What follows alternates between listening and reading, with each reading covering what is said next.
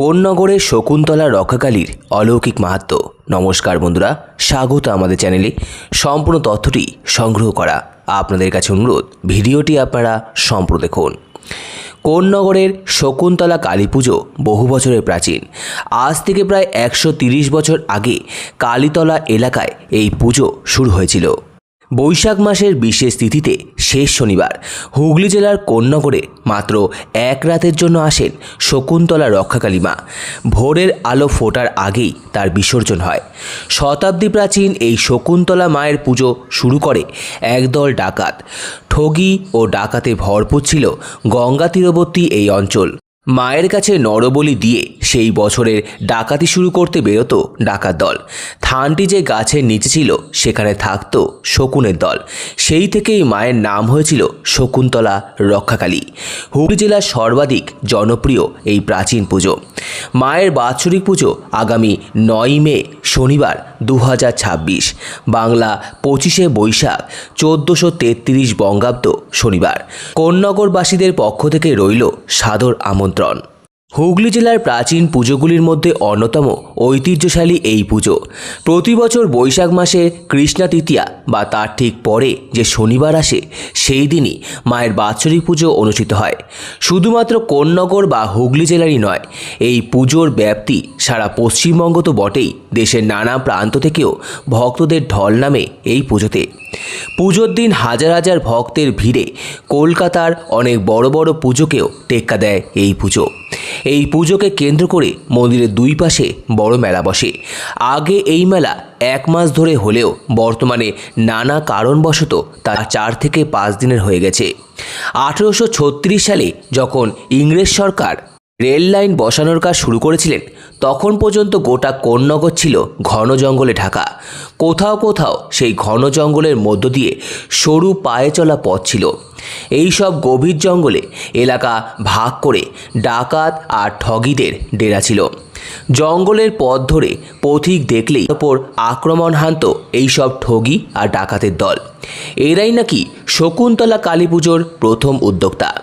বৈশাখ মাসে কৃষ্ণা তৃতীয়া বা তার ঠিক পরের শনিবারের রাতে ডাকাতরা মা কালীকে পুজো দিয়ে সারা বছরের ডাকাতির সূচনা করতেন।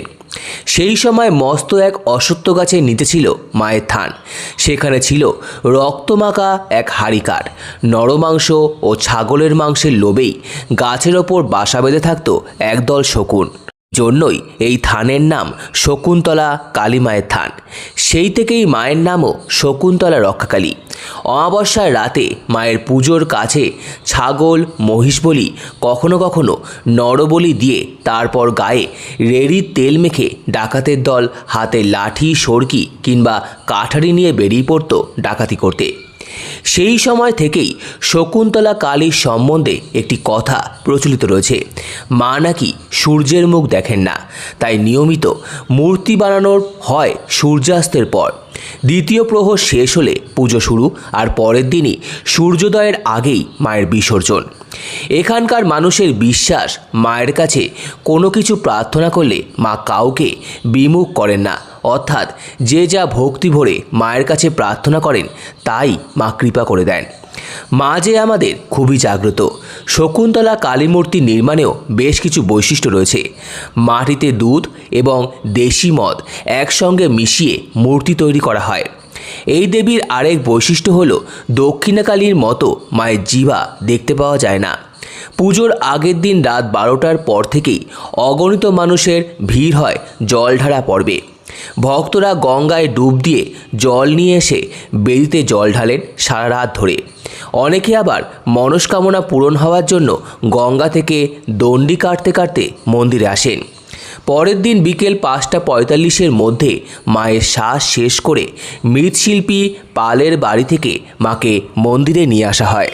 শঙ্খ, ঘণ্টা, বাদ্য আর উলুধ্বনি দিয়ে মাকে সন্ধ্যায় বরণ করে বেদিতে বসিয়ে শুরু হয় পুজো। পুজো চলতে চলতে সময় মতো পশু বলি শুরু হয়ে যায়। অনেকের মানত থাকে মায়ের কাছে পশু বলি দেবে। মানতকারী ছাগল বলি দিয়ে মানত পূরণ করেন। সারা রাত কয়েকশো বলি হওয়ার পর শুরু হয় হোমযজ্ঞ ও আহুতি। ছাগলের করুণ ডাক মিলিয়ে যেতে না যেতেই ভক্ত ও সংগঠকদের চোখের জলের ধারা নামতে শুরু করে। এবার মাকে বিদায় জানাতে হবে। 100 ভরি সোনার গহনা কত সুন্দর করে একটি একটি পরিয়ে মাকে সাজানো হয়েছিল, সেগুলো এবার তার গায়ের থেকে এক এক করে খুলে ফেলতে হবে। এই দৃশ্য খুবই করুণ। তখন আর চোখের জল ধরে রাখা কঠিন। তখন আর স্থানীয় অধিবাসীদের মনে থাকে না যে ইনি শকুন্তলা ডাকাতকালী। তাদের মনে হয় তাদের মেয়ে 1 বছরের জন্য বিদায় নিয়ে শ্বশুরবাড়ি চলে যাচ্ছে। সেই রাতের আনন্দের রেশ কাটতে না কাটতেই বিষাদ ছড়িয়ে পড়ে কোন্নগরের আকাশে বাতাসে। ভোর 5টায় সূর্য ওঠার আগেই বিসর্জন দেওয়া হয়। মন তখন ভারাক্রান্ত হয়ে ওঠে। আবার শুরু হয় 1 বছরের প্রতীক্ষা। যেদিক দিয়েই কোন্নগর স্টেশনে আসা যাক না কেন, যেতে হবে লাইনের পূর্ব পারে। তারপর স্থানীয় কাউকে জিজ্ঞাসা করলেই দেখিয়ে দেবে এই মন্দির। হেঁটে 10 থেকে 15 মিনিট লাগে শকুন্তলা কালী মন্দিরে পৌঁছতে। আবার সোদপুর কিংবা ব্যারাকপুর থেকেই ফেরি করে 12 মন্দিরের ঘাটে নেমে টোটো বা অটো ধরে সহজেই পৌঁছানো যায় এই মন্দিরে। অনাড়ম্বর চাঁদনী মন্দিরের অনুরূপ সাদামাটা গঠনশৈলী, তবে নাট মন্দিরটি বেশ বড়। মাঝ বরাবর একটি হাড়িকাঠ, গর্ভগৃহে একটি শ্বেত পাথরের বেদি। সেখানে বছরের একটি রাতই মা আলো করে থাকেন। সারা বছর সেই বেদিকেই পুজো করা হয়। ভক্তের উপলব্ধি মা যেন কৃপা করার জন্য সর্বদাই এখানে বিরাজিত রয়েছেন। পশ্চিমবঙ্গের নানান স্থানে রক্ষাকালীর পুজো হয়। রোগ ভোগ অসুখ অশান্তি হতে পরিত্রাণ পেতে কেউ কেউ মানতের পুজো করেন। পাড়া বা গ্রামে অসুখ বিসুখ মহামারীর আকার দেখা দিলে রক্ষাকালীর সর্বজনীন পুজো হয়। কিন্তু কোনো কোনো অঞ্চলে রক্ষাকালীর থান বা নির্দিষ্ট মন্দির আছে। প্রাচীনকাল হতে সেখানেই দেবীর পুজো হয়ে আসছে। এইরূপ একটি প্রসিদ্ধ রক্ষাকালীর পুজো হয় কোন্নগরের শকুন্তলা শ্রী শ্রী রক্ষাকালীর পুজো। হাওড়া বর্ধমান মেন শাখার কোন্নগরে এসসি চ্যাটার্জি রোড সবসময় জমজমাট। এক সময় এখানে ছিল জঙ্গলে ভরা। লোক পরম্পরাগত তথা অতীতে বিভিন্ন জায়গায় লেঠেল মতান্তরে ডাকাতরা লুটপাট বা ডাকাতি করে এখানে এসে মূর্তি করে রক্ষাকালীর পুজো করে রাতেই তারা দেবীর বিসর্জন দিতেন। এই নিয়ম ও ধারায় পুজো করত লেঠেলদের বংশধররা। পরবর্তীকালে এই পুজো আর তাদের হাতে রইল না। স্থানীয় মানুষের প্রচেষ্টায় শ্রী শ্রী রক্ষাকালী মায়ের মন্দির স্থাপিত হয়েছিল বাংলা 1297 বঙ্গাব্দ বা ইংরেজি 1890 সালে। ওই বছরই অর্থাৎ 1297 বঙ্গাব্দে বৈশাখ মাসে কৃষ্ণপক্ষের এক পুণ্যময় দিনে স্থানীয় অধিবাসীরা শকুন্তলা রক্ষাকালীর পুজো শুরু করেছিলেন। প্রতি বছর ওই সময় দেবীর রক্ষাকালীর মৃন্ময়ী মূর্তি নির্মাণ করে অতীব ধুমধামের সাথে এই পুজো অনুষ্ঠিত হয়। এই বিশেষ পুজোর দিনে দূর দূর থেকে প্রচুর ভক্তদের আগমন হয় মায়ের মন্দিরে। প্রসিদ্ধ ব্যবসায়ী ডালমিয়া 1945 খ্রিস্টাব্দে শকুন্তলা দেবীর বর্তমান মন্দির ও তৎসংলগ্ন নাট মন্দিরটি সংস্কার করে দেন। দেবীর মন্দিরটি ছোট কিন্তু সুদৃশ্য। একটি ঘরের ছাদে এক চূড়া উঠে গিয়েছে। শিল্পকার্য আধুনিক এবং মনোরম। চূড়ার গায়ে খট ও ডাব অঙ্কিত রয়েছে। চূড়াটি শিরা বিশিষ্ট। মন্দিরের সঙ্গে লাগোয়া নাট মন্দির ও বলিদানের স্থান। গর্ভগৃহে শ্বেত প্রস্তর নির্মিত বেদি রয়েছে। বেদির ওপরেই প্রত্যহ দেবীর উদ্দেশ্যে পূজার্ঘ্য নিবেদন করা হয়। বৈশাখ মাসে কৃষ্ণপক্ষে দেবীর মূর্তি তৈরি করে বেদিতে প্রতিষ্ঠা করে পুজো করা হয় এবং সূর্যোদয়ের আগেই বিসর্জন করা হয়। সেই সময় প্রতিমার সম্মুখে অজস্র ছাগল ও মেষ বলি দেওয়া হয়। এখানে একটি বৃহৎ মেলাও বসে। কোন্নগরের মূল রাস্তার গঙ্গা তীরস্থ দ্বাদশ শিব মন্দিরের কাছে নেমে ডানহাতি রাস্তা ধরে খানিকটা হেঁটে ভেতরে গেলেই রক্ষাকালী মায়ের থান রয়েছে। এছাড়া গঙ্গার তীরে প্রতিষ্ঠিত রয়েছে শ্মশানকালী, আনন্দময়ী, কৃষ্ণপ্রস্তর নির্মিত দক্ষিণাকালীর বিগ্রহ। এই দেবী খুবই জাগ্রত। তান্ত্রিক সূর্যনারায়ণ চক্রবর্তী 1328 সালে এই দেবীর মূর্তি প্রতিষ্ঠা করেছিলেন।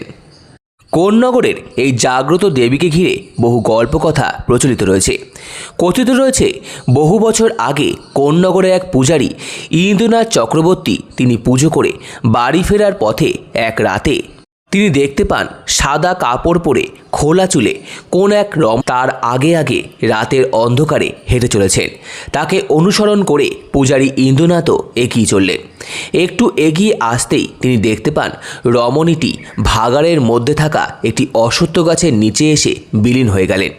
সেই দিন রাতেই পূজারীকে দেবী স্বপ্নাদেশ দিয়ে জানালেন ওই অশ্বত্থ গাছে শকুনের বাসা রয়েছে। ওই বাসার নিচে দেবীর ঘট স্থাপন করে পুজো করার আদেশ দেন তিনি বলেন, ঘট স্থাপন করার পর তার কাছে কেউ যদি খোলা মনে কোনো কিছু প্রার্থনা করেন, দেবী তার মনস্কামনা অবশ্যই পূরণ করবেন। সেই থেকেই শুরু হয় দেবী শকুন্তলা মাতার পুজো। মন্দিরের গঠনশৈলী একদমই সাদামাটা। 135 বছর আগে অশ্বত্থ গাছের শকুনের বাসার নিচে হোগলা পাতা ও তাল পাতার মণ্ডপ সাজিয়ে শুরু হয় শকুন্তলা দেবীর আরাধনা। সেই পুজো ধারাবাহিকভাবে আজ চলে আসছে এবং সেই পুজো শুরু হওয়ার সময় থেকেই দেবীর প্রতিমা গড়ে আসছেন কোন্নগরের হুগলির মৃৎশিল্পী পাল পরিবার। আগে বহু ছাগল বলি হতো। দেবী মাতার পুজোতে বর্তমানে সীমিত সংখ্যায় ছাগল বলি দেওয়া হয়। সম্পূর্ণ ভিডিওটি দেখার জন্য আপনাদের সকলকে অসংখ্য ধন্যবাদ। ভিডিওটি ভালো লেগে থাকলে লাইক, কমেন্ট, শেয়ার এবং চ্যানেলটিকে অবশ্যই সাবস্ক্রাইব করুন। ধন্যবাদ।